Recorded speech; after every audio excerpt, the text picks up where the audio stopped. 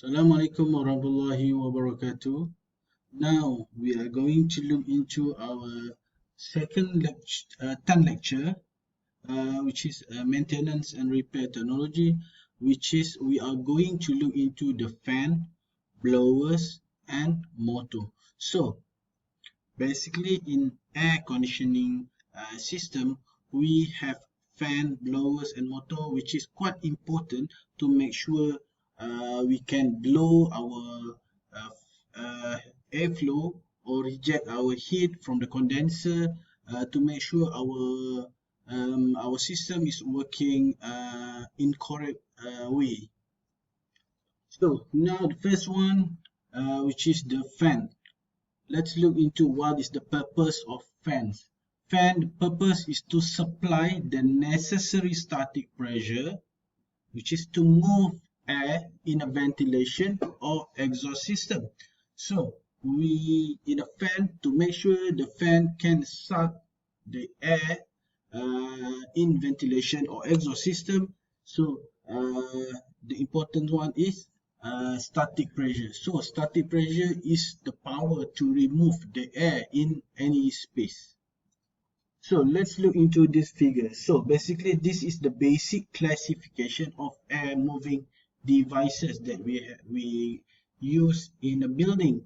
So the left hand side is fan. As you can see, this is quite normal. You can see in any kitchen, maybe in toilet, to remove the air from space. Then on the right hand side is the ejector. So the ejector is quite same function like the fan, but somehow the power of the ejector is high compared to other to fan. For the ejector, so what is the specification of the ejector?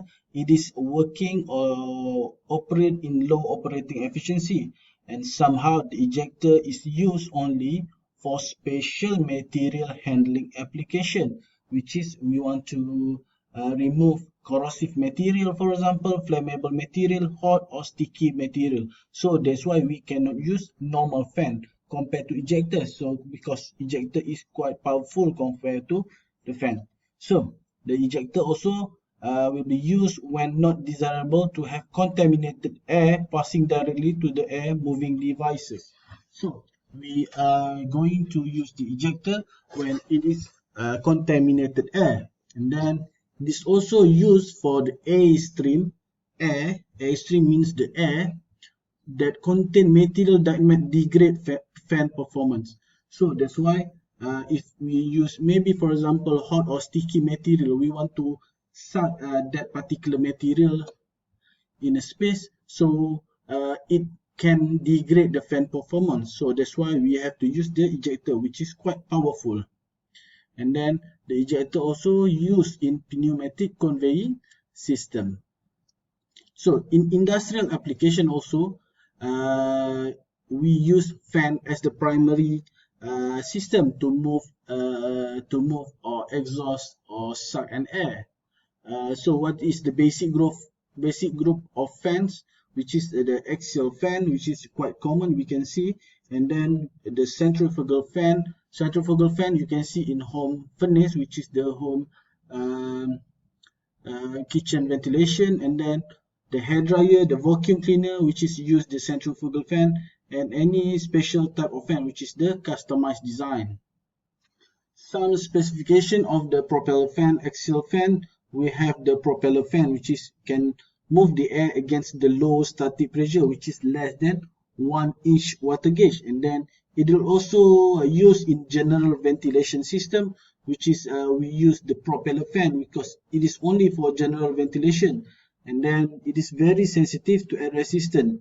So that's why the power of the fan is not high enough. So that's why we cannot have too much of resistance because it is quite sensitive. And then the blade type can we use for the propeller fan is this blade and then the propeller blade.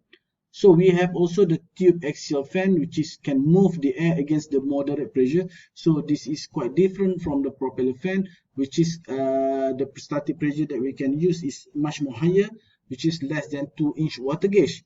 And then the blade type can we use is propeller type with no strengthening vanes because the axial fan type of tube. And then we also have the vane axial fan which can move air against high static pressure, which is about 8-inch water gauge. So this is quite powerful fan. And then it is also limited to clean air application. And then the blade type is airfoil blades with straightening vane.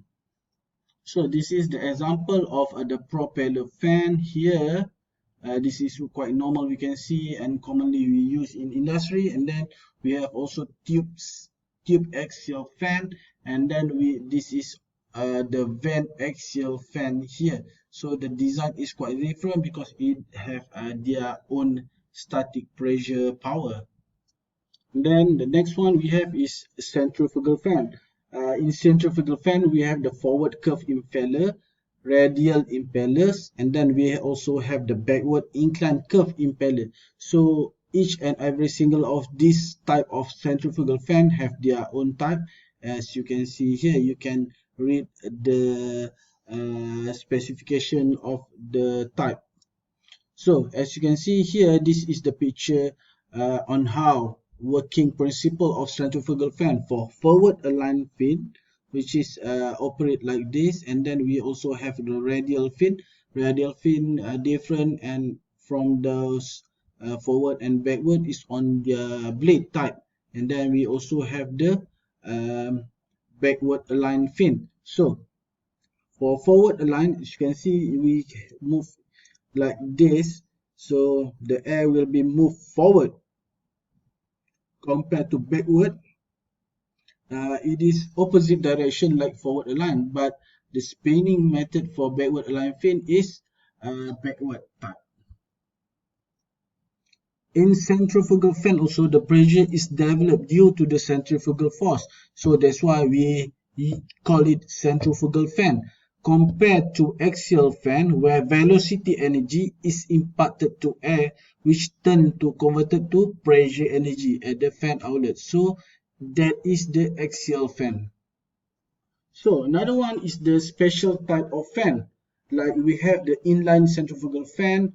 We also have the power roof ventilator. So power roof ventilator, you can see in any houses that they want to remove the air from their ceiling, for example. So they have their own power roof ventilator. So it's working with the pressure inside the ceiling itself. And then we also have the fan and dust collector combination. So because of why? Because fan and dust collector, they have to remove dust, a lot of dust in any space, and then remove the dust, and also they have the collector in that particular fan dust collector. So that's why it calls as fan and dust collector combination. So now this is the example for the roof ventilator system, and then this is the picture of fan and dust collector fan here. So now let's look into the fan selection. What we need to consider for fan selection. The first one is of course the capacity. We have to know the flow rate based on the system requirements. So the fan have their own specification of flow rate. So usually it will express by the actual cubic feet per minute, or CFM, actual feet per minute. So we can simple it as CFM. And then we also have the pressure requirement based on the system pressure requirement. So it also represent as FSP or FTP in inch of water gauge. So this is the fan static pressure, or FTP is fan total pressure. Alright, the next one is what we are going to look for the consideration is the airstream. So what material actually the fan will be handled, and then either it is small amount of smoke, or maybe light dust, or maybe heavy particulate loading.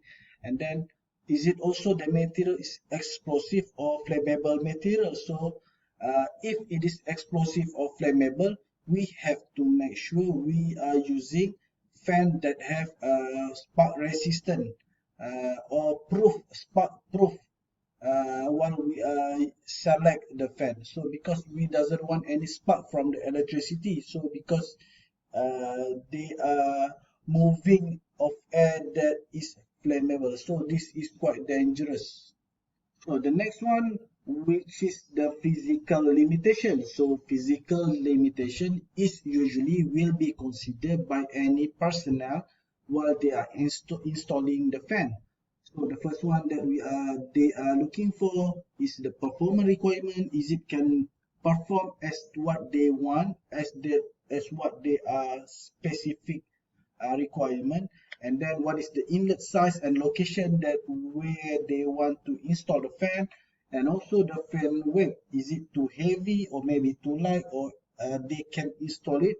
And then the most efficient fan size may not fit the physical space available, so this is why they need to look again on the specification and consideration of the fan itself. So they are maybe with the keep in touch with the manufacturer to make sure they meet their specification.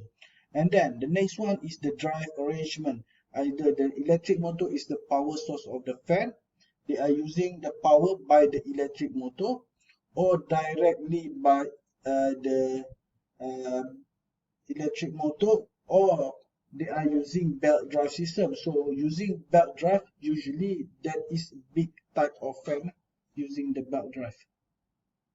So next one is the standard drive arrangement. Either it is direct drive or belt drive, like I mentioned before. How about the noise? We have also need to consider, is it too noisy or not? Because if it is too noisy, it will disturb the person that are using the fan itself. Then the next one is safety and accessory.